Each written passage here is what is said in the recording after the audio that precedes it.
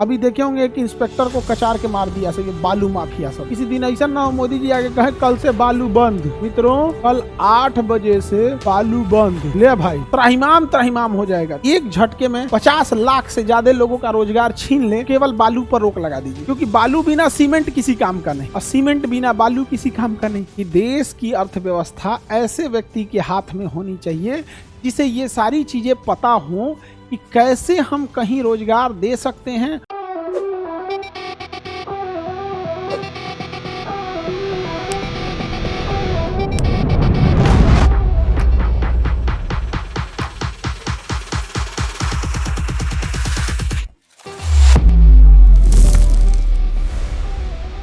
तो साउथ से आने वाली सबसे बड़ी नदी कौन है बिहार में जो आ रही है?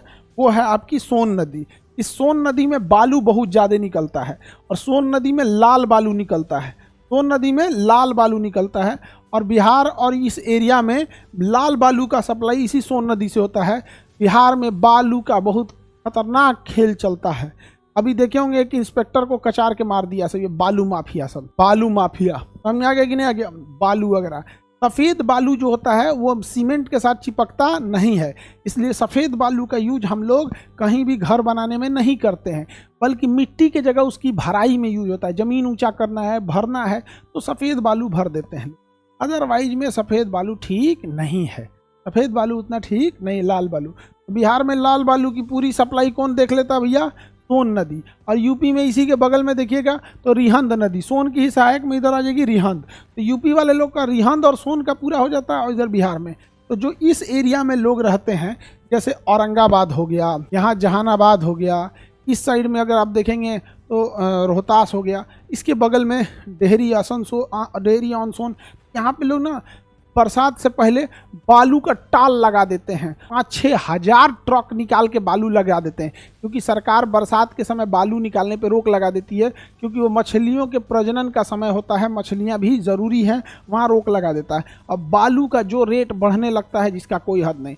अगर बालू पर से प्रतिबंध, बालू खनन पे प्रतिबंध रोक लगा दिया जाए तो पूरी रोजगारें चौपट हो जाएगा। आप सोचो यदि बालू पे अगर प्रतिबंध लगा दिया जाए, केवल बालू पर, अगर आप चाहते हैं कि एक झटके में 50 लाख से ज़्यादा लोगों का रोजगार छीन ले, तो केवल बालू पर रोक लगा दीजिए।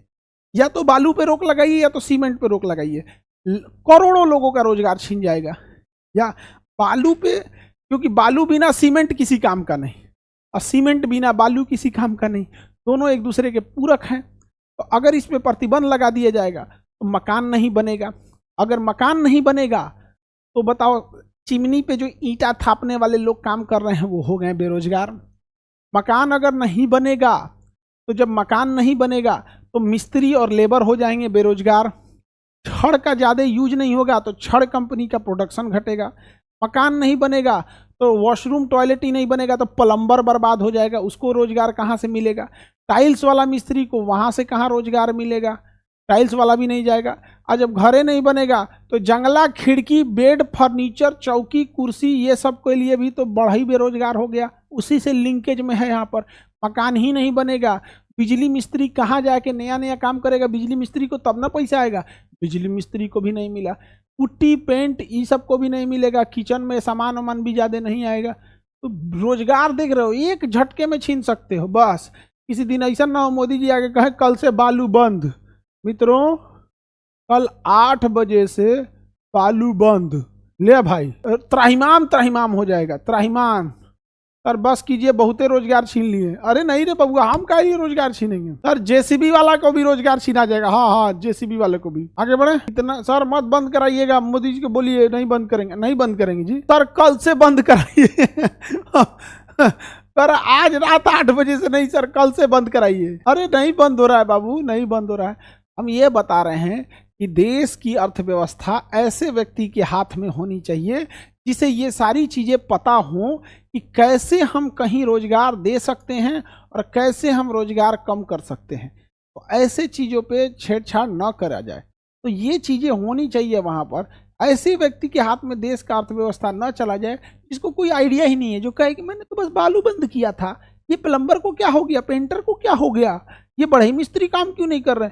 अरे एक चक्कर में सब न चल जाएगा। यूपीएससी, बीपीएससी एवं सभी राज्यों की सिविल सेवाओं की परीक्षाओं एवं नीट जी आदि की तैयारी करें भारत की सबसे बेहतरीन coaching centre Khan global studies के साथ। अधिक जानकारी के लिए हमारे दिए गए हेल्पलाइन नंबर 8757354880 पर संपर्क करें।